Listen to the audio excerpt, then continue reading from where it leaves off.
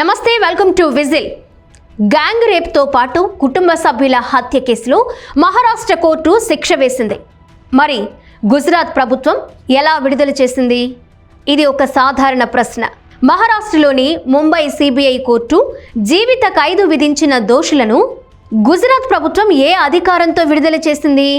ఇదే బిల్కిస్ బానో కేసులో దేశం తెలుసుకోవాల్సిన అసలు చట్టపరమైన ప్రశ్న. 2002 గుజరాత్ అల్లర్ల సమయంలో 5 నెలల గర్భిణీగా ఉన్న బిల్కిస్ బానోపై సామూహిక అత్యాచారం జరిగింది. ఆమె కుటుంబ సభ్యులు హత్యకు గురయ్యారు. కేసు దర్యాప్తు, విచారణ నిష్పక్షపాతంగా సాగుతుందా అనే అనుమానాల నేపథ్యంలో సుప్రీంకోర్టు ఈ కేసును గుజరాత్ నుంచి మహారాష్ట్రకు బదిలీ చేసింది. 2008 జనవరి 21న ముంబైలోని ప్రత్యేక సిబిఐ కోర్టు 11 మందిని దోషులుగా నిర్ధారించి జీవిత ఖైదు విధించింది. తరువాత 2017లో బాంబే హైకోర్టు కూడా ఆ శిక్షలను సమర్థించింది. అంటే నేరం గుజరాత్లో జరిగినా విచారణ జరిగింది మహారాష్ట్రలో. తీర్పు చెప్పింది మహారాష్ట్రలోని ప్రత్యేక సిబిఐ కోర్టు, శిక్షను సమర్థించింది బాంబే హైకోర్టు. అయితే 2022 ఆగస్టు 15న గుజరాత్ ప్రభుత్వం ఆ 11 మంది జీవిత ఖైదు ఖైదీలకు శిక్ష మాఫీ రిమిషన్ మంజూరు చేసి విడుదల చేసింది. ఇక్కడే అసలు వివాదం మొదలైంది. ఆ సమయంలో గుజరాత్ ప్రభుత్వం సుప్రీంకోర్టుకు చెప్పిన వివరాల ప్రకారం దోషులు 14 సంవత్సరాలకు పైగా జైల్లో ఉన్నారని, వారి ప్రవర్తన బాగుందని పేర్కొంది. మోదీ ప్రభుత్వం కూడా విడుదలకు సమ్మతి తెలిపిందని రికార్డులో చెప్పింది. రేపిస్టులు, హంతకుల విడుదలను సమర్థిస్తూ 2022 అక్టోబర్ 18న కేంద్ర మంత్రి ప్రహ్లాద్ జోషి స్పందించారు. అవసరమైన కాలం జైల్లో గడిపిన తరువాత విడుదలయ్యే అవకాశం చట్టంలో ఉంది అని ప్రహ్లాద్ జోషి ఇండియన్ ఎక్స్ప్రెస్ పత్రికకు చెప్పారు. కేంద్ర మంత్రివర్గంలోని ఓ సీనియర్ మంత్రి ఈ విడుదలను బహిరంగంగా సమర్థించడం అప్పట్లో తీవ్ర చర్చకు దారితీస్తుంది. ఇంతకీ ఈ ప్రహ్లాద్ జోషి ఎవరో తెలుసా?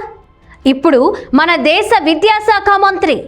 ప్రధాని మోదీ ఏరి కోరి ఇతన్ని నియమించారు. విశ్వ హిందూ పరిషత్ కూడా అత్యాచార ఖైదీలకు మద్దతు ప్రకటించింది. బీజేపీ కార్యకర్తలు వీరికి పాదాభివందనం చేశారు, పూలమాలలతో సత్కరించారు.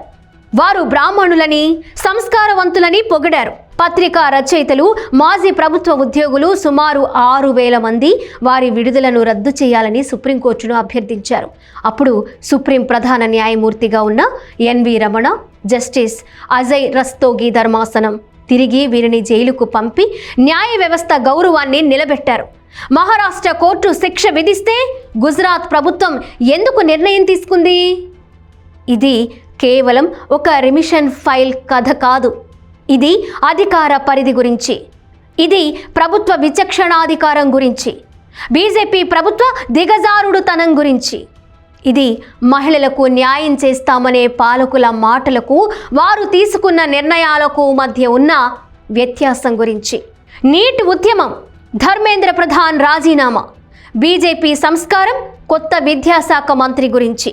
ఒక దేశం, లక్షల మంది విద్యార్థుల భవిష్యత్తు, ఒక పరీక్ష, ఒక భారీ ఉద్యమం.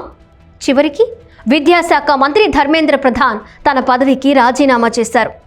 అయితే రాజీనామా చేసిన కొద్దిసేపటికే పార్లమెంటు ప్రాంగణంలో ఆయనకు బీజేపీ ఎంపీలు ఘన స్వాగతం పలికారు, నినాదాలు చేశారు, శాలువా కప్పారు, సన్మానించారు. ఇది బాధ్యత వహించిన మంత్రికి గౌరవమా, లేక ప్రజల ఆగ్రహాన్ని చిన్నచూపు చూడడమా?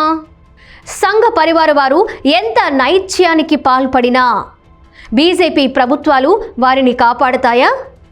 రాంగఢ్ మూక హత్యకు పాల్పడిన 8 మందిని కోర్టు విడుదల చేసినప్పుడు కేంద్ర మంత్రిగా ఉన్న జయంత్ సిన్హా వారికి స్వాగతం పలికి సత్కరించారు.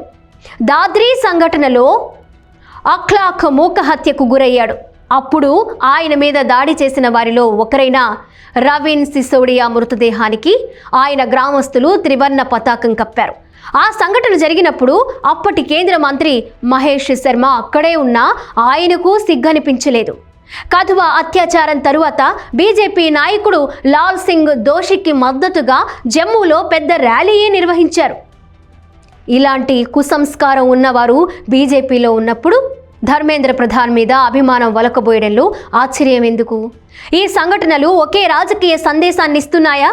రాజకీయ విధేయత నైతిక బాధ్యత కంటే పెద్దదా? సమాధానం చెప్పాల్సింది ప్రతిపక్షం కాదు, ప్రభుత్వమే. ప్రజాస్వామ్యంలో అధికారానికి బలం ఎన్నికలే, కానీ అధికారానికి గౌరవం ఇచ్చేది మాత్రం జవాబుదారీతనం. విజిల్ న్యూస్, నిజం కోసం, ప్రజల కోసం, రాజీ లేని పోరాటం.